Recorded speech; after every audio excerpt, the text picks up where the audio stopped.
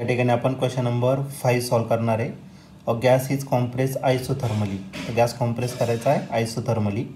The R M S velocity of its molecule.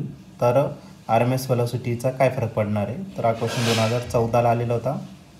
तर याचे 4 ऑप्शनपैकी पहिला ऑप्शन आहे इंक्रीजेस, बी ऑप्शन आहे डिक्रीजेस, सी आहे first increases and then decreases आणि लास्ट ऑप्शन आहे डी रिमेन्स द सेम. चला तर बघूया या 4पैकी आपलं करेक्ट आन्सर कोणतं असेल ते. तर या क्वेश्चनमध्ये एक गॅस आपल्याला कॉम्प्रेस करायचा आहे आयसोथर्मली. आयसोथर्मली म्हणजे टेम्परेचर ज्याचं काय असणार आहे कॉन्स्टंट.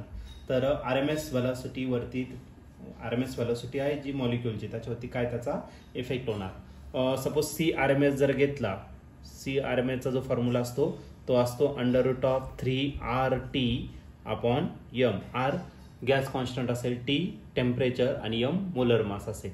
3R आणि यम या तर कॉन्स्टंट आहे, म्हणजे याचा अर्थ सी आर एम एस जो आहे तो डायरेक्टली प्रपोर्शन कशावरती असणार तर टेम्परेचरवरती. पण आपली जी कंडिशन आहे ती कोणती, तर आयसोथर्मल कंडिशन दिलेली आहे.